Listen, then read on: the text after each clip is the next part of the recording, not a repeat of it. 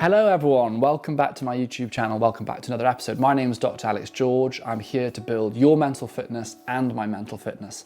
I am 2 years alcohol free as of actually this week, which I'm very proud of. And this video is for you, whether you're someone that wants to cut down drinking alcohol, whether you want to be alcohol free, or you want to get through the silly season without getting too boozed. In this video, I'm going to support you through the silly season and all the pressures to drink that come with it, which leave people feeling burnt out, wrecks their mental health, their finances, and feeling disconnected from people around them. So we're going to have an antidote for that in this video. I'm going to split it into 3 parts, thinking about planning, first of all, navigating the social situations, and thirdly, thinking about self-care and replacing that dopamine you get from alcohol. To grab yourself an alcohol-free drink, in this case, I've got a lovely soda water in a ginger beer cordial. It's lovely indeed, it's very nice. It did make me sneeze initially, but it's very nice indeed. So grab that or a warm cup of tea, be cozy and enjoy this. Before we start, do subscribe to the channel. I've been alcohol free for 2 years and learned a lot about this journey, both the highs and the lows, and I feel that can really help you navigate this time. Okay, let's get started. I actually decided to stop drinking on the 4th of December 2 years ago. And I did that deliberately because people often will think, well, would you not start in January? You know, new year, new start and all that. The reason I started in December is because I personally thought that would be the most difficult time of the year. And therefore, if I could get through that time, I could do any other time, if that makes sense. Now, it's important to say I didn't and haven't suffered from addiction, although I did have huge amounts of challenges with alcohol and it caused no end of problems in my life. I wasn't struggling with addiction. So I just really felt for me that going at it at this time of year, if I can beat December and if I can do it through this time, I can make it through any time of the year. So that was something personal to me. And I learned a lot through that time. I learned so much. So I'm going to share that with you in this video. Let's start. First of all, planning ahead is really important. And the most important thing I think to hold in your mind in this phase is why. Like, why do I not want to drink? Whether it's because you want to drink less throughout the time, whether it is, you want to be sober, you need to have that why in your head.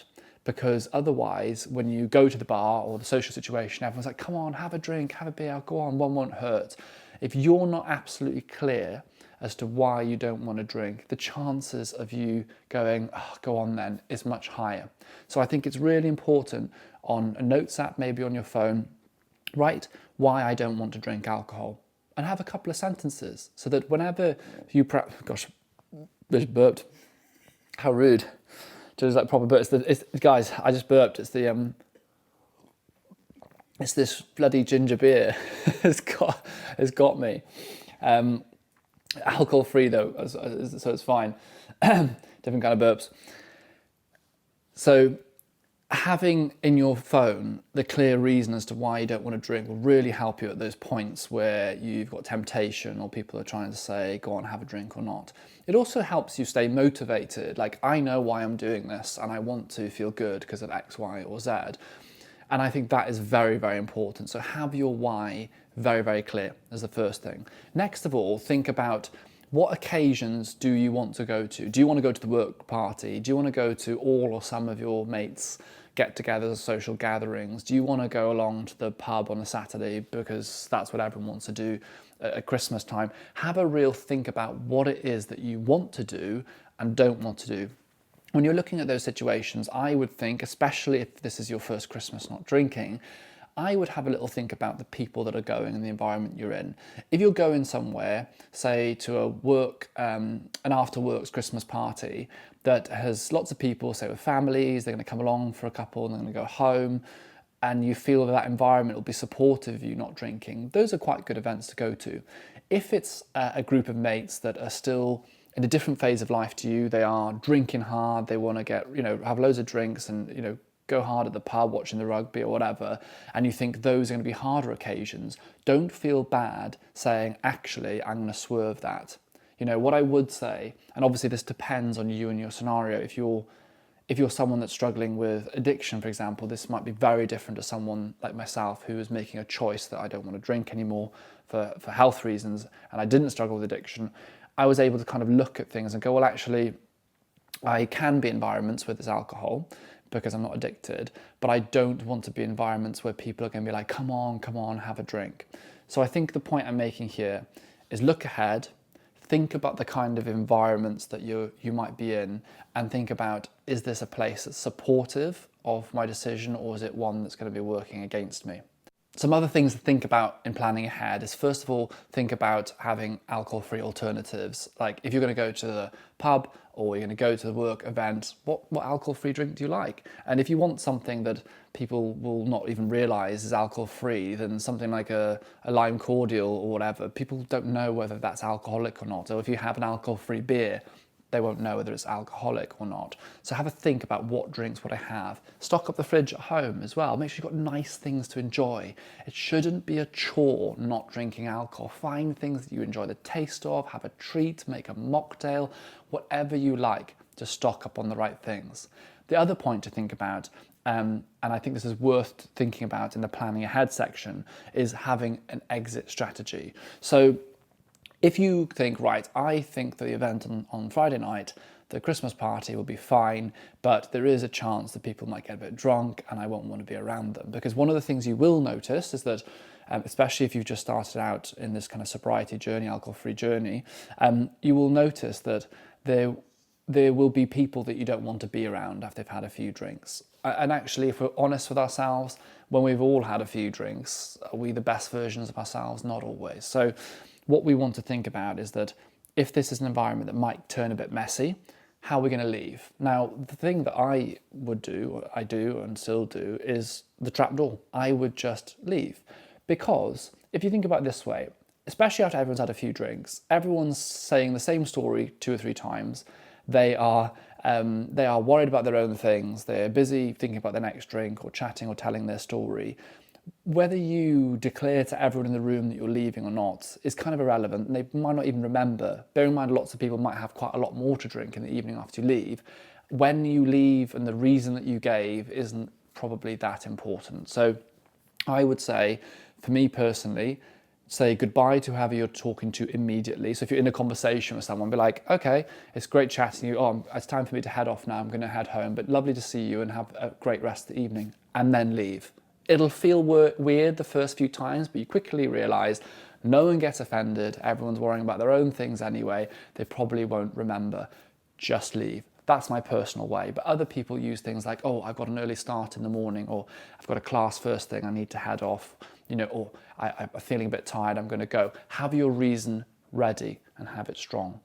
Next, let's talk about navigating social situations. We kind of started that a little bit with the final points there, but I think this is really important and needs its own part. So navigating social situations, I think, was the hardest bit for me to start with. And the reason I did in December, as I say, was because I was like, let's just crack this now and let's do this now.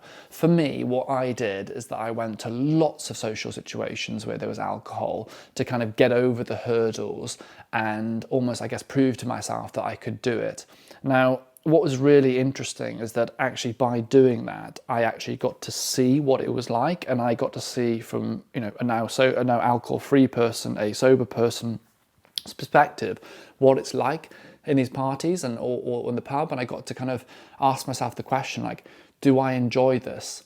It's really interesting that a lot of our lives we worry about what other people think, what other people expect of us, what society thinks is a good time.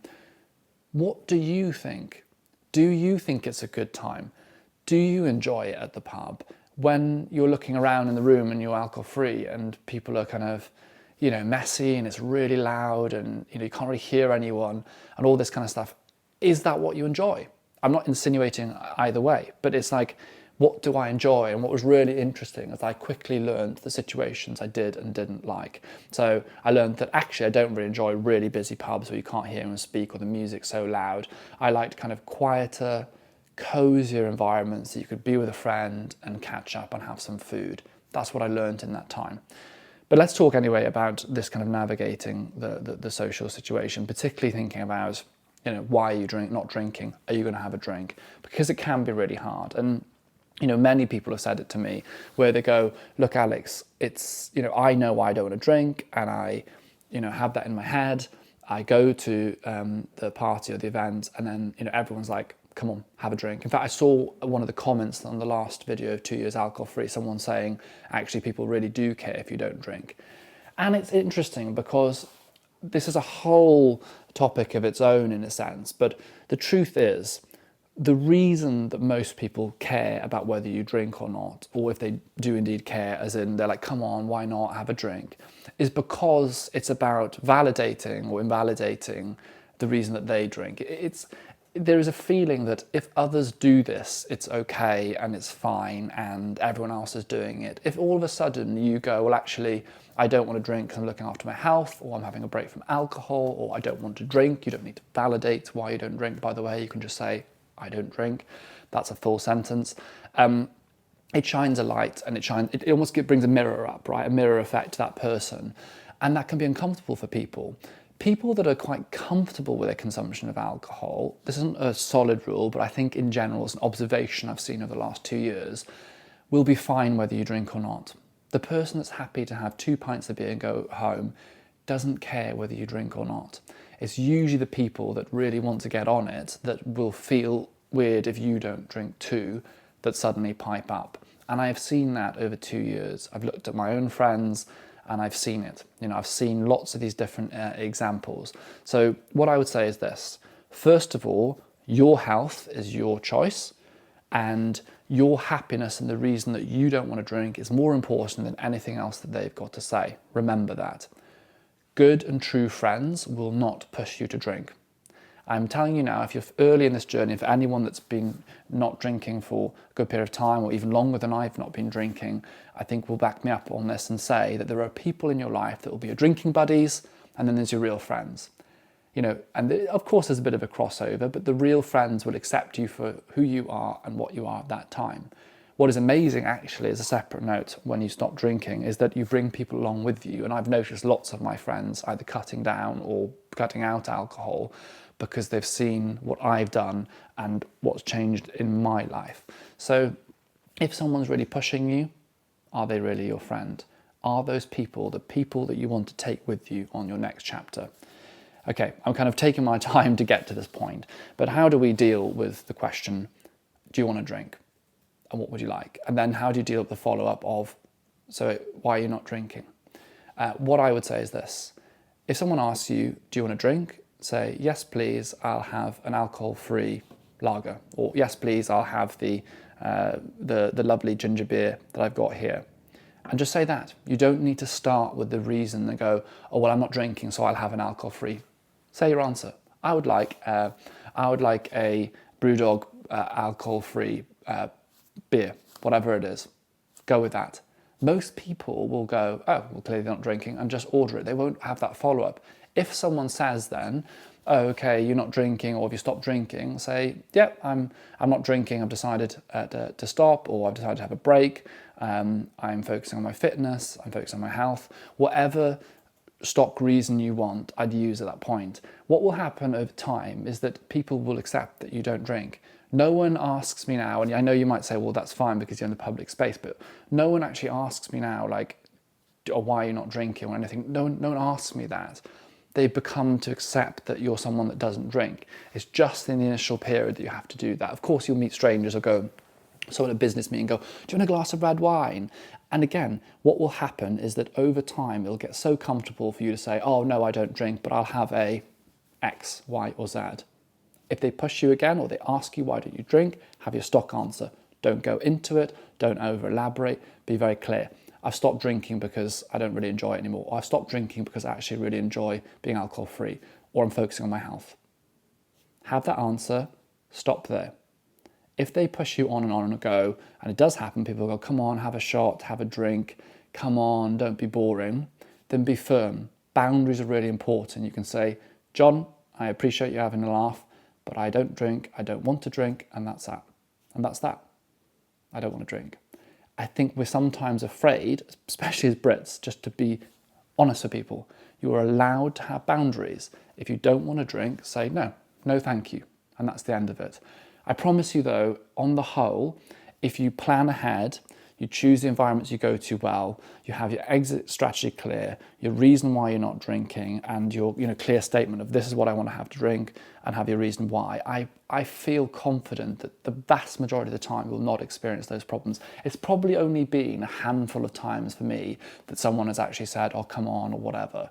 People, on the whole, if you have those things prepared, won't do that. And just remember, your health is your priority. Some other quick tips in this section that I think are really important to mention are the following. So first of all, bring your own drinks if you can, because obviously that makes it easier. Like if you go to a house party or something, you brought your own alcohol-free drinks, you brought your drinks that look like alcohol, then you're cutting out loads of that stuff anyway. So that's a good one.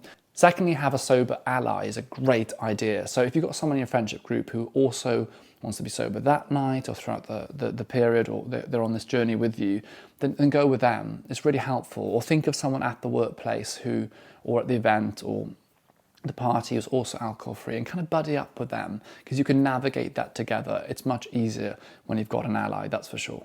And this, I think, is a very important point. Shift your focus from the drink to the connection. So ideally we're going along to whatever event it is, the pub or party or whatever, to connect with people, to be around friends, maybe it's you've got friends coming around the house, you've been invited over someone's house for dinner, you're there to connect with people. So I would say focus on the connection. Shift the focus from, oh my gosh, are people going to ask me about the drink? Like, what am I drinking? What are they thinking?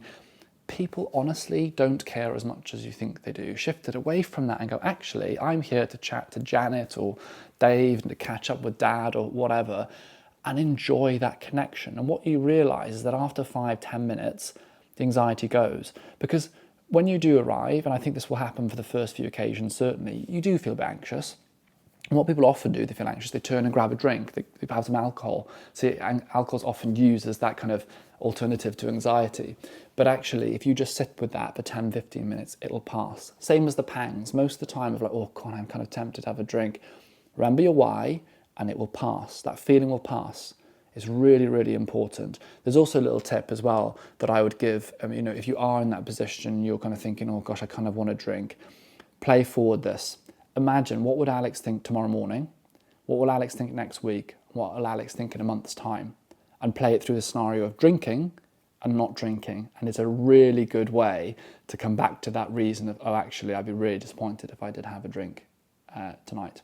It's going to be really helpful. And a closing thought on connection is that sobriety delivers on all the promises that alcohol makes. I've kind of probably slightly butchered the saying, but the point being is that actually we want to connect with people. It's not alcohol that helps you connect. It's you. It's your emotional need, that feeling to be close with someone else. So focus on that. Right, let's talk about the third part, which I think is very, very important, and that's around your self-care and routine throughout this time. Now, Christmas can be challenging for lots of reasons for people, because there's lots of parties, because maybe you've lost a loved one, because the season's changing, it's dark, there's lots of things going on. I think this can be even more challenging if you're also adding in not drinking alcohol, especially if you're new to this. And so routine and self-care is vital.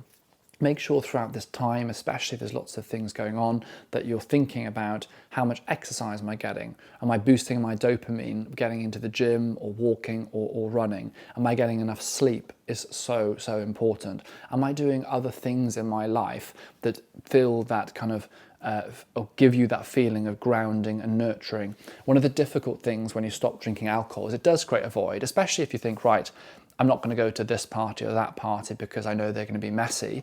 We don't want to create this void and leave it empty, because then you're going to feel FOMO, bored, maybe even lonely. So what we want to do is go, right, well, if I'm not going to go to this event on the Friday night, what about Saturday morning? Well, I wouldn't usually, because if I went to the Friday night event and I drank late, I'd be in bed till 11 o'clock the next day, I'd lose the morning. So I'm not really losing, I'm shifting my focus. Perhaps what I'll do is see if another friend who doesn't want to drink wants to watch a film night, go out for dinner on the Friday, or perhaps after a busy week, I'll have a lovely Harry Potter series on and a chill. And the next morning, I'll make the most of the day.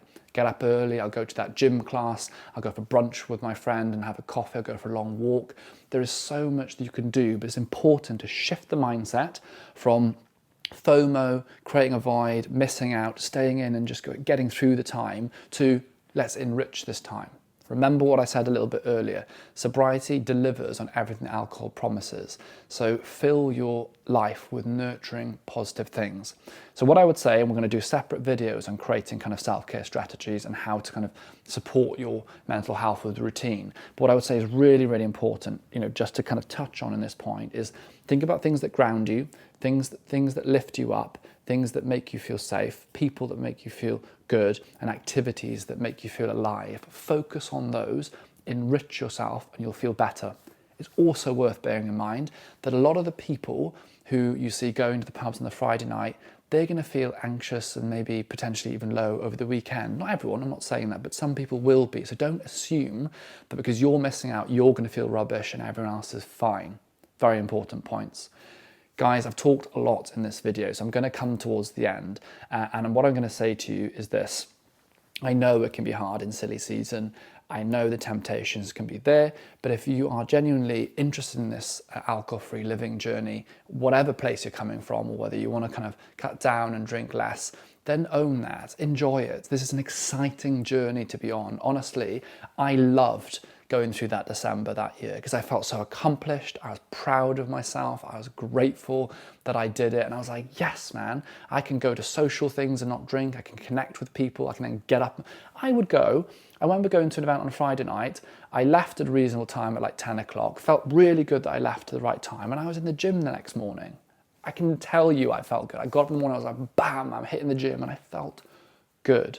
So be proud of yourself, guys. You're doing awesome. I'm proud of you. If you haven't already, then please do subscribe to the channel. Hit a like as well and drop a comment. Let me know questions you have, thoughts, topics you'd like me to cover in this video.